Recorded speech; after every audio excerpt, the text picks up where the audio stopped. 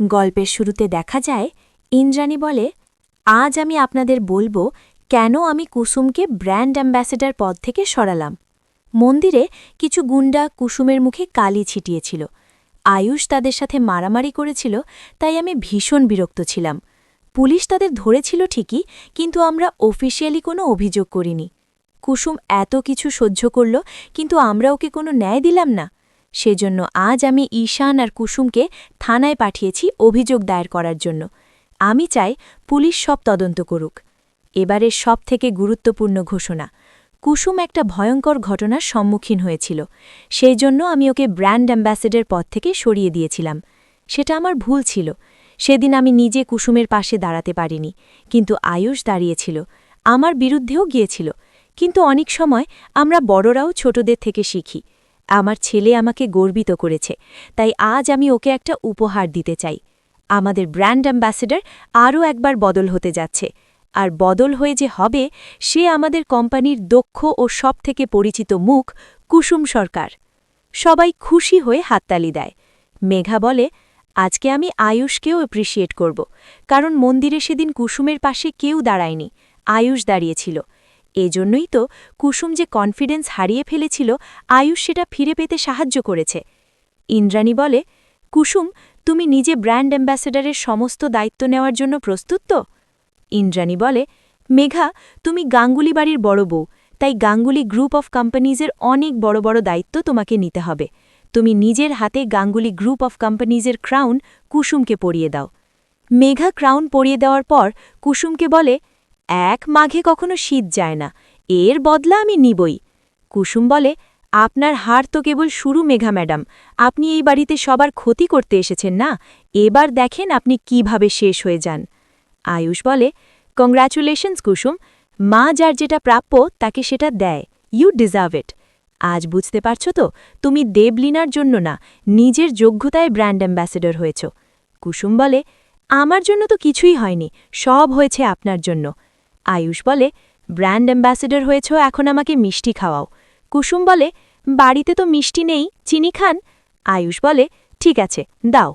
কুসুম বলে, আজ যদি আমার মা জানত, তাহলে আপনাকে অনেক পছন্দ করত, কারণ আজ তার মেয়ে আপনার জন্য এত বড় জায়গায় পৌঁছেছে।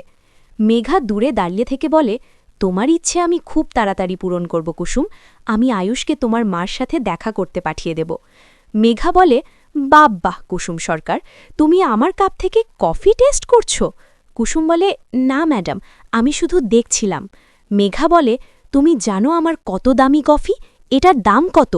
তুমি আসলে আমার প্রত্যেকটা অধিকার কেড়ে নিতে চাইছো কুসুম সরকার, আমার থেকে আমার স্বামীকে কেড়ে নিতে চাইছো, ব্র্যান্ড অ্যাম্বাসেডর পদ থেকে আমাকে সরিয়ে দিয়েছ, আমার সব অধিকারে ভাগ বসাতে চাইছো। তুমি ভাবছ আমি সবাইকে সব সত্যি বলে দেব, কিন্তু না, সব বলবো সঠিক সময়। কুসুম সরকার, তুমি প্রতিদিন ভয় থাকবে যে তোমার সত্যিটা আমি বলে দেব, কিন্তু সেটা আমি এখন তোমার চোখে আমার জন্য ভয় দেখতে চাই। তুমি কাজের মেয়ে ছিলে আর থাকবে।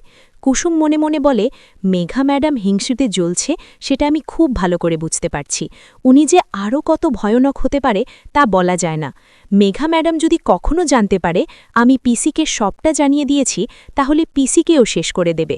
এই লড়াই আমাকে একা লড়তে হবে। মেঘা দেবলীনাকে বলে, ইন্দ্রাণী গাঙ্গুলির এত সাহস কি করে হলো? আমাকে ব্র্যান্ড অ্যাম্বাসেডর থেকে সরিয়ে ওই কুসুমকে বসালো। আমাকে সারাক্ষণ প্রেম পার করছে আর মাথায় চড়াচ্ছে কুসুমকে। ওকে দেখলে আমার গা জ্বলে যাচ্ছে। ওকে আমার পজিশনটা কি করে দিল? আমি কারি কারি টাকা নষ্ট করেছি শেয়ার কেনার জন্য, ওই কুসুমকে ব্র্যান্ড অ্যাম্বাসেডর পদে দেখার জন্য। না, এটা আমার জন্য পজিশন না, অপমান। দেবলীনা বলে, এটা আমাদের গোল নয়, আমাদের গোল হলো গাঙ্গুলি বাড়িলে শ্মশান বানিয়ে দেওয়া, তাই আমাদের মেন উদ্দেশ্য, আমার কাছে ইম্পর্ট্যান্ট। মেঘা বলে, কুসুম সরকারকে সহ্য করতে পারছি না, আমি চাই ওকে কেউ সরিয়ে দিক। দেবলীনা বলে, আজ গাঙ্গুলি বাড়িতে হোলির ন্যাড়া পড়া, আজ সেই আগুনে জলে পুড়ে মরবে কুসুম সরকার, আর গাঙ্গুলি বাড়ির সর্বনাশ। আয়ুষ বলে, মা, আমার অফিসের সাথে কথা হলো, ওরা সবাই ভাড়া করা গুন্ডা, টাকার বিনিময়ে এসব করেছে। রাজ বলে, তুমি বাহিরে একা মন্দিরে যাবে, সেটা কিডন্যাপাররা জানল কিভাবে? আয়ুষ, বাবা মাকে কিডন্যাপ করার আগে ওরা ঈশানের উপর হামলা করে, ওরা ঈশানকে বলে এরপর নেক্সট টার্গেট মা। ইন্দ্রাণী বলে, তোমার কি মনে হয় রাজ আমাদের বাড়ির মধ্যেই কেউ বিশ্বাসঘাতকতা করছে? কুসুম বলে, আমি জানি এসবের পেছনে কার হাত আছে। আয়ুষ বলে, কার? কুসুম বলে, দেবলীনা ম্যাডামের। পরবর্তী আপডেট সবার আগে পেতে চ্যানেলটি সাবস্ক্রাইব করুন।